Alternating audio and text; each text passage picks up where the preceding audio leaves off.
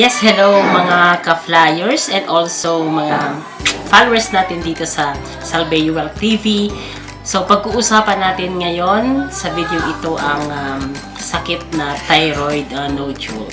So, ano nga ba yung thyroid nodule o yung namumuong pamamaga dyan sa ating mga thyroid gland? So, gaano ito kadelikado and kailangan bang seryosohin natin kapag mayroon tayong thyroid nodule? So, yun ang pag-uusapan natin ngayon. So, ano ba yung mga cause ng thyroid nodule? Actually, hindi ito masyadong klarado sa science or sa medicine kung ano nga ba yung mga cause ng thyroid nodule. Pero, napag-aaralan nila ito sa ngayon na ilan sa mga possible causes nito ay yung number 1 is kakulangan sa iodine. So, the iodine deficiency is one among the causes kung bakit nagkakaroon ng isang thyroid nodule ang isang tao. And mostly, ang karamihan sa nagkakaroon nito ay mga kababaihan na nasa edad 35 pataas o nasa katandaan. Ano po? So, medyo delikado siya sapagkat kapag hindi ito naagapan, hindi nagamot, ito po ay maaaring mauwi sa thyroid gland cancer. So, pag sinabi natin cancer, syempre, malala kung ito ay hindi na maopera, kung ito ay magpapunta na dun sa malalang stage, so it can cause death, of course. So, ang thyroid nodule, dyan yan makikita sa ating lalamunan. Ano po? So, gaya na nasabi natin, isa sa mga cause nito is yung iodine deficiency or kakulangan sa iodine na kung saan posible po na hindi mag-function ng maayos yung ating thyroid gland dahil sa kakulangan na ito. So, pwedeng magkaroon ng pamamaga or inflammation doon sa thyroid gland natin na nagiging dahilan upang magkaroon ito ng isang pambihirang tissue sa paligid ng thyroid gland natin na tinatawag nating thyroid nodule. So, basically, ang gamot dito or ang solusyon kung mayroon man tayong ganito sa ating mga leeg, ano po, the only way para maalis ito ay through operation. So, kaya operahin talaga siya, tanggalin talaga siya. Pero, maswerte tayo sapagkat meron tayong Salveo Barleygrass. Napakalaking tulong ng Salveo Barleygrass upang maiwasan ang pagkakaroon ng thyroid nodule. Ano po? So, aalamin natin yan dito sa ating kwento sa ngayon.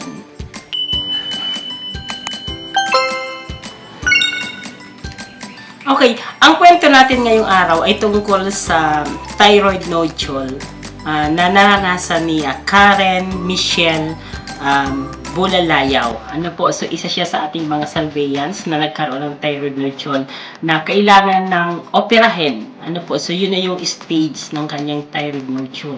So, yung doktor na yung nag-recommend na kina-operahin na siya. Pero, gaya ng nasabi natin, napakaswerte natin na meron tayong Salveo Barleygrass. Ito ay para maiwasan yung pagkakaroon ng mga ganitong uri ng sakit. Ano po, so i-take note para maiwasan. Pero dito sa kaso ni Michelle Bulalayaw, so nagkaroon na siya ng thyroid nodule. And sinubukan niya mag-take ng Salveo Barleygrass at ang kagandahan, ang nangyari, nawala po yung bukol doon sa kanyang thyroid gland. So, napakagandang balita sapagkat hindi lang pala siya si Barleygrass makakatulong para maiwasan ang pagkakaroon ng thyroid nodule, kundi ito ay nakakatulong din upang yung namuong pamamaga na kailangan operahin na ay nakaalis din pala sa tulong ng Salveo Barleygrass. So, kung paano nakakatulong ang Salveo Barleygrass, yun nga sabi ko sa inyo na nagsusupply ang Salveo Barleygrass ng mga ingredients, nutrients na kailangan ng ating katawan. Like, sabi ko nga, ang cause ng thyroid nodule is the iodine deficiency.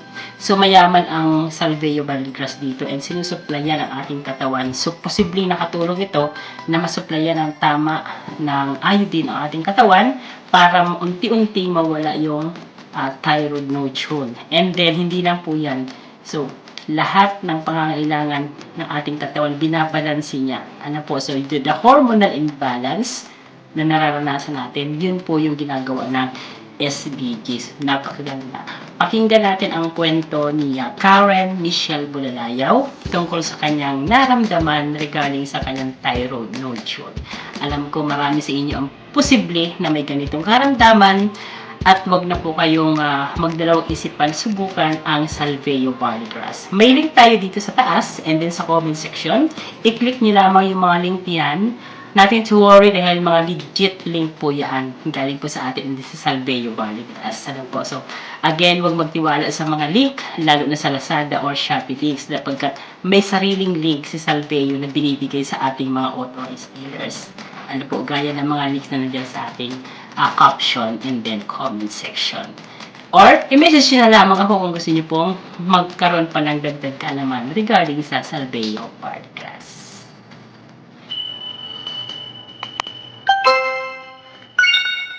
Lumuwag po yung pakiramdam ko. Sobrang saya. Lahat ng iniisip ko, lahat ng sa sakit ko, nakalimutan ko po. Hindi ko mahintay na masabi sa husband ko na wala na yung bukol ko.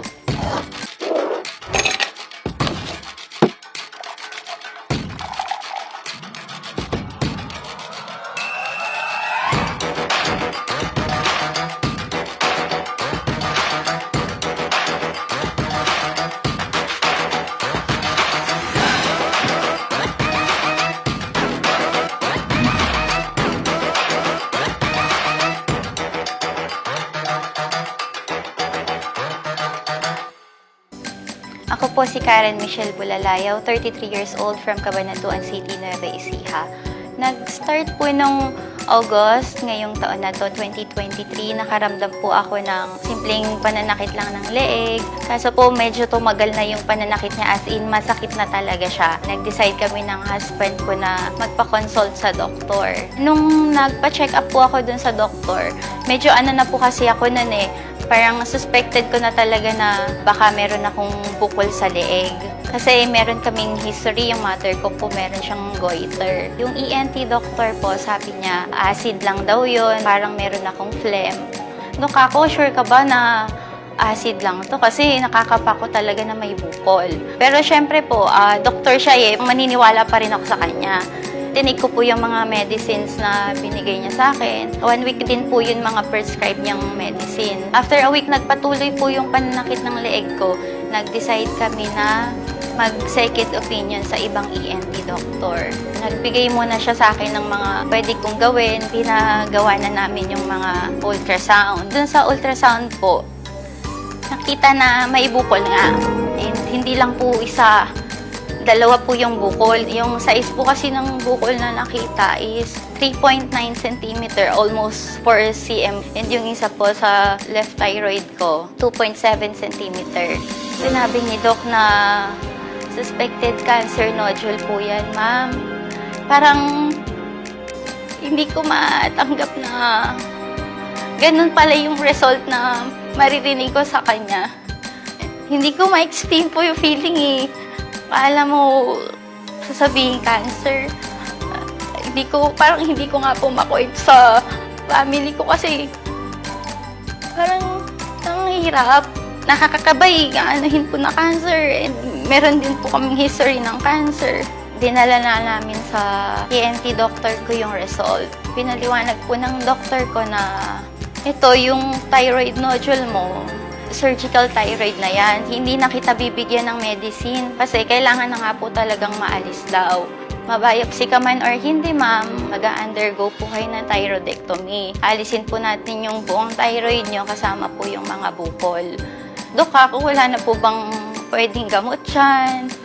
Kasi po nakakatakot yung ooperahan ka and yung pag po kasi nag-undergo na sa thyroidectomy, forever na pong magagamot. May maintenance na po doon. Hindi na po kasi normal na alisan ka ng thyroid.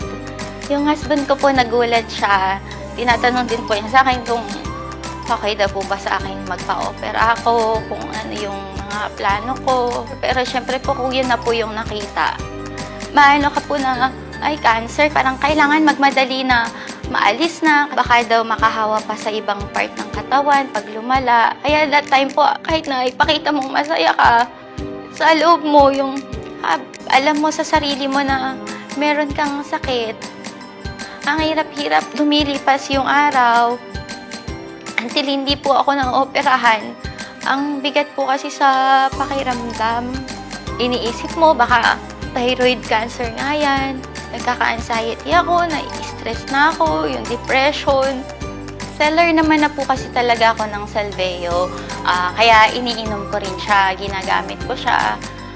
Everyday po umiinom ako ng Salveo.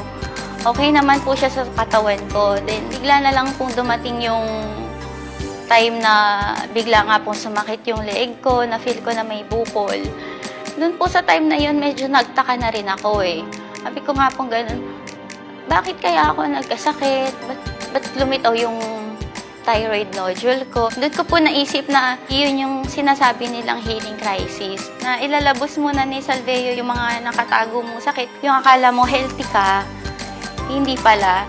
Meron palang sakit sa katawan mo. Siguro po kasi kung hindi ako nag-healing crisis, baka too late na rin po na ma-detect namin yung sakit ko. Baka pag nakita namin, pag lumabas yung sakit ko, malaki na siya, na talagang cancer na po siya. Yun po yung pinagpapasalamat ko din eh. Lumabas siya, yung hindi pa po siya ganun kalala, yung pwede pa siyang agapan. Hindi pa po siya nakahawa sa ibang parte ng katawan ko. Yung everyday po na yun, nagpipray ako na sana gamitin siya ni God na instrumento para gumaling ako. Na kahit parang imposible, humihingi pa rin po ako ng tulong na sana gamitin siya para makatulong sa sakit ko. Meron pong gumawa ng way para hindi matuloy yung operation ko. Yung mga nagkaroon po ng mga delays, sinubukan ko pong i-take yung Salveo, na ituloy-tuloy siya. Doon po ito siguro yung mga ng mga ibang nagtitake ng Salveo na gumagaling sila.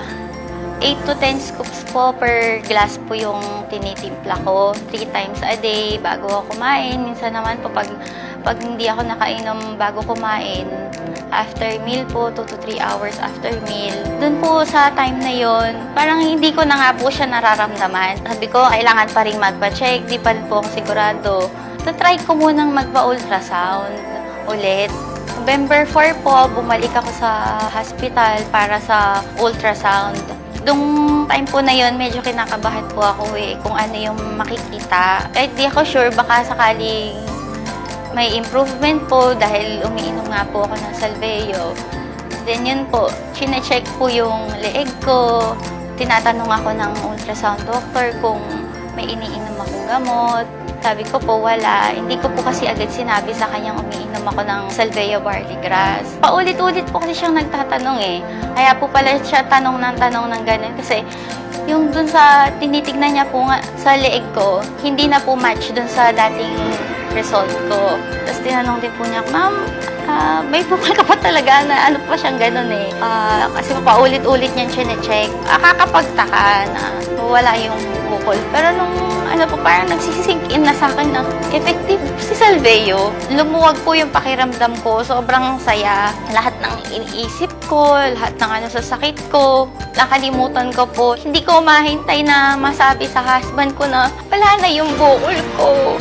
Kinabukasan po, nagpunta na kami sa ENT doctor ko. Parang expect pa nga po nun ni Doc na yung schedule ng operation ko yung pinunta ko doon. Sabi ko kay Doc, nagulat siya. Doc, sabi ko, sorry ka ako yung schedule na delay. Nagpa-ultrasound kasi ako, Doc. Tapos tinignan po niya. Napatayo po kasi siya nung nakita niya. Ba't nawala? Sabi, kinapa niya yung leeg ko. Ma'am, sabi niya, lumunok ka nga. Kinakapa niya yung leeg ko. Saan natapunta? Sabi ganyan. Kahit si Doc po gulat talaga nun. Kapangkapayan, di ba? Paano mawala, ma'am? Sabi niya, anong ginawa mo? Tinatanong po niya kung gano'n. Ito po yung nakitang result ni Doc na hindi po siya makapaniwala. Doc, ako, ano na lang pong gagawin natin? Sabi ko, ma'am, wala. Sabi niya, bakit kita lalagyan ng permanent leg lace, ma'am, kung di mo naman kailangan? Yun po yung niya sa akin. Hindi na po kailangan ng opera. Kasi ma'am, dati po kasi gusto kitang ma-opera, ma'am, kasi po, ang laki ng bukol mo. Ngayon, ma'am, wala na po. Ano pa nga po niya sa akin? Congrats! Graduate na kayo. Wala na po kayong kailangan ipa-opera. Once again po, ako po si Karen Michelle Bulalayaw at ito po ang aking kwentong Salveo.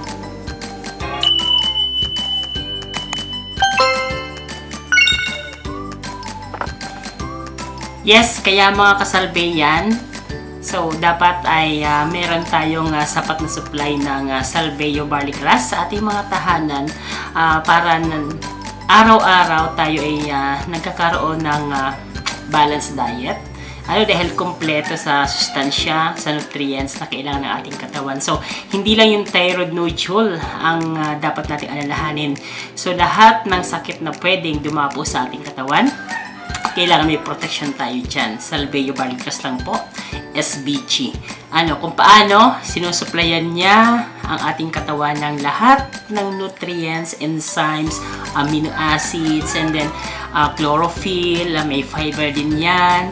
Lahat na, dinidetox niya lahat ng toxin sa ating katawan. So, hindi po gamot si salveo barley grass. Ang ginagawa niya, sinusuplayan niya ang ating katawan ng mga kailangan ng ating katawan para mabuhay yung tinatawag nating self-healing power, which is the ating immune system na lumalaban sa iba't ibang uri ng sakit. So, kung marami tayong panlaban sa mga iba't ibang uri ng sakit na sinusupply ng salveo barley grass, sigurado po tayo na magiging malusog ang ating pangangatawan, magkakaroon tayo ng mahabang buhay, masiglang araw-araw na pamumuhay, and of course, matagal mong makakasama ang iyong mga mahal sa buhay.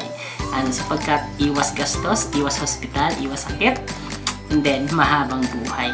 Hindi lang yun, so marami pang benefits na pwedeng ibigay sa atin ang salveo barley grass o ang SBG. Kaya kung ako sa inyo, mas maganda maging member tayo sapagkat pag member tayo ng SBG, karoon pa tayo ng lifetime discount sa lahat ng products. So maging member na, and kung paano, nandyan po ang aking link sa taas. Pwede nyo ako message dun sa ating messenger link, or direct na po kayong mag-sign up dyan sa link sa atin sa taas nitong video, or sa comment section or sa description. Kaya muli, maraming salamat doon sa patuloy na sumusubaybay sa atin dito sa Flyers TV and sa Salveo TV.